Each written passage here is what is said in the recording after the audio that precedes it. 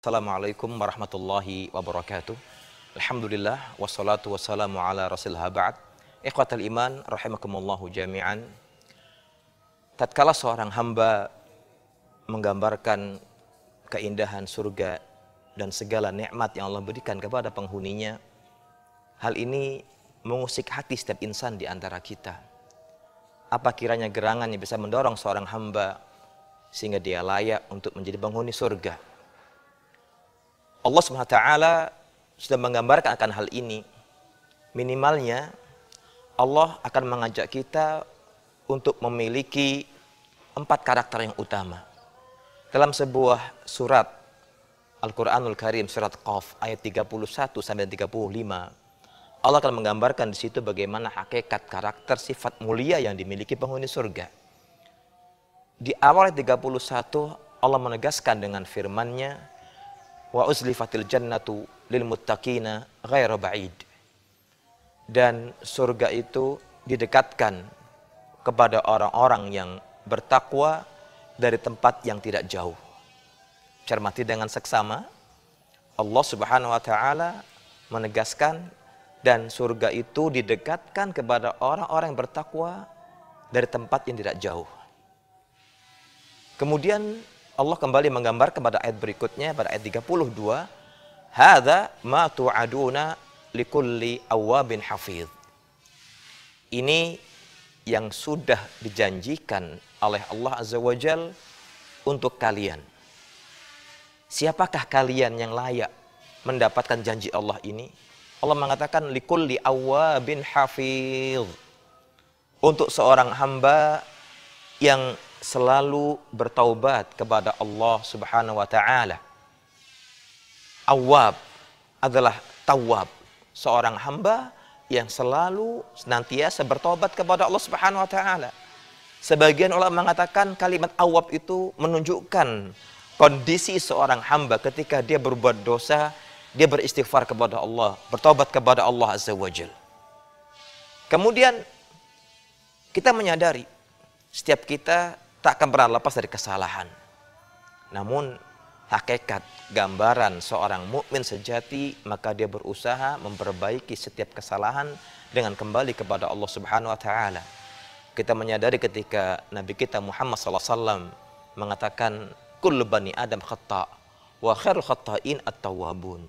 Setiap anak Adam itu sudah pasti banyak berbuat kesalahan.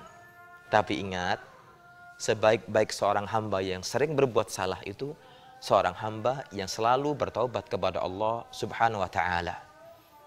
Begitu indahnya Allah menawarkan kepada kita bahasanya orang bertaubat dan gemar bertaubat mendapat jaminan surga dari Allah Subhanahu wa taala. Sifat yang kedua yang Allah gambarkan pada ayat berikutnya adalah hafidh. Hafidh itu berarti dia bisa menjaga, memelihara aturan-aturan Allah Subhanahu wa taala. Itu berarti setiap kita dituntut, dan ini sebuah kewajiban yang harus dipenuhi seorang hamba yang dia mendapat julukan hafidh, bisa menjaga aturan-aturan Allah. Ketika itu bicara masalah perintah, maka dia wujudkan dengan wujud aplikasi nyata, mengamalkan yang diperintahkan. Ketika bicara masalah larangan, maka dia wujudkan dengan menjauhkan diri dari hal yang memang dilarang oleh Allah Subhanahu wa taala. Sehingga setiap jiwa kita memiliki 2 kekuatan.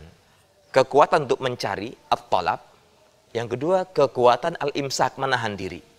Ketika dia memiliki potensi untuk mencari, maka yang dia cari adalah bagaimana bisa mendapatkan keridhaan Allah di dunia wal akhirah.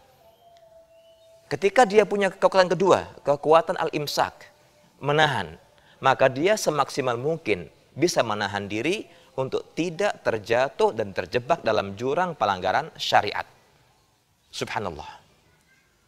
Kita akan masuki berikutnya. Sudah kita lewati 2 sifat penghuni surga.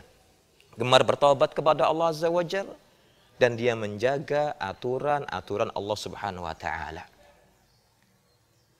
Allah menggambarkan pada ayat berikutnya, man khasyiyar rahmana bil ghaib wa jaa'a biqalbin munib. Kita masuki sifat yang ketiga. Man khasyir rahman, seorang hamba yang takut kepada ar-Rahman, kepada Allah Azza wa Jalla bil ghaib, yang dia tidak melihat Allah, tapi Allah melihat dia. Ini yang paling mahal. Dia tidak bisa melihat Allah, tapi dia mengimani, dia meyakini Allah melihat dia. Dia tidak bisa melihat Allah, tapi dia meyakini, mengimani, seyakin-yakinnya bahwasanya Allah melihat dia. Allah melihat kita. Man khasyir rahman bil ghaib. Dia takut kepada Allah Subhanahu wa taala, berhasil dan mampu menumbuhkan perasaan takut al-khasyah minallah, walaupun dia tidak bisa melihat Allah, tapi dia yakin Allah melihat dia. Inilah gambaran ihsan ketika Nabi mengingatkan kepada kita definisi ihsan, an ta'budallaha ka'annaka tarah fa illam takun tarah fa innahu yaraka. Engkau beribadah kepada Allah seolah engkau melihat Allah. Tapi ketika engkau tak mampu melihat Allah, maka yakini Allah melihatmu. Sifat yang keempat adalah waja'a biqalbin munib. Dan dia datang menghadap Allah dengan hati yang bersih. Hati yang selalu bertaubat kepada Allah Subhanahu wa taala. Sadari bahasanya Allah Subhanahu wa taala sudah mengingatkan kita, yauma la yanfa'u malun wala banuna illa man atallaha biqalbin salim.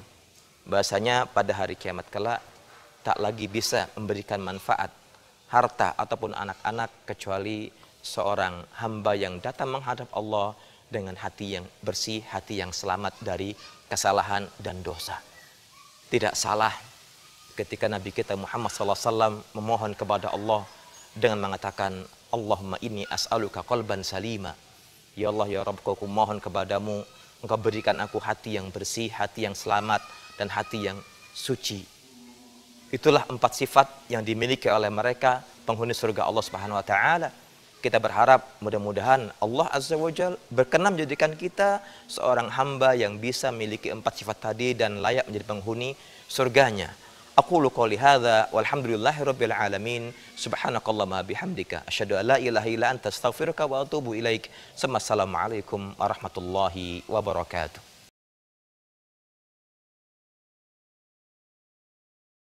Assalamualaikum warahmatullahi wabarakatuh. Anda adalah orang yang bodoh. Anda adalah orang yang jahil. Meskipun Anda menghafal Quran. Meskipun Anda sholat berjamaah di masjid.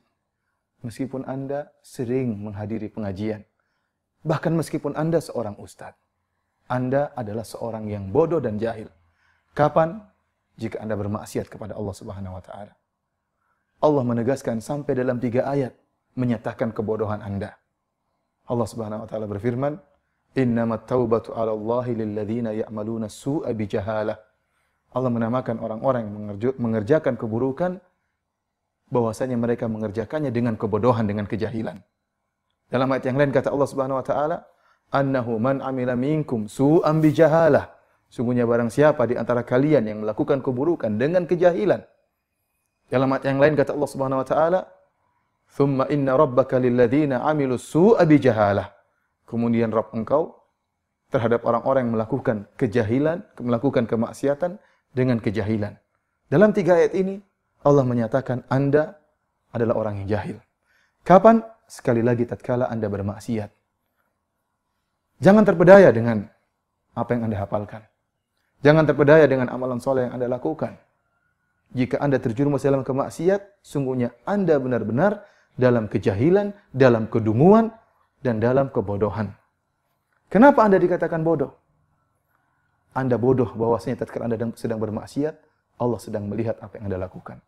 Anda bodoh dan dungu, sungguhnya malaikat sedang mencatat apa yang Anda sedang lakukan. Anda bodoh dan dungu, sungguhnya kaki Anda, tangan Anda, bumi akan menjadi saksi atas apa yang Anda lakukan. Anda adalah orang yang bodoh tatkala sedang bermaksiat.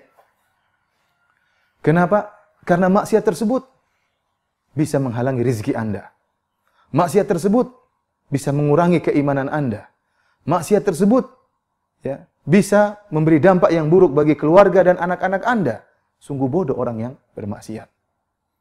Sekali lagi, Anda adalah orang yang jahil dan bodoh dan dungu tatkala sedang bermaksiat.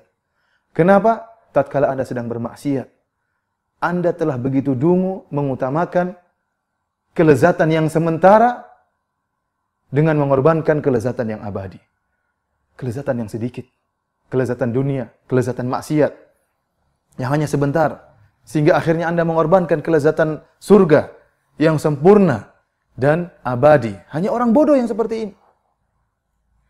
Anda belum mengaku Anda sebagai orang yang bodoh? Tidakkah Anda tahu bahwasanya kelezatan sedikit dari maksiat yang Anda lakukan bisa menjerumuskan Anda dalam neraka jahanam? Anda masih mengaku pintar? Anda benar-benar bodoh.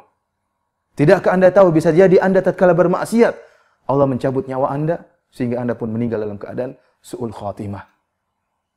Oleh karenanya, Anda adalah orang yang bodoh. Tidak ada jalan keluar dari kebodohan Anda kecuali bertobat kepada Allah Subhanahu wa taala. Kembali kepada Allah Subhanahu wa taala. Assalamualaikum warahmatullahi wabarakatuh.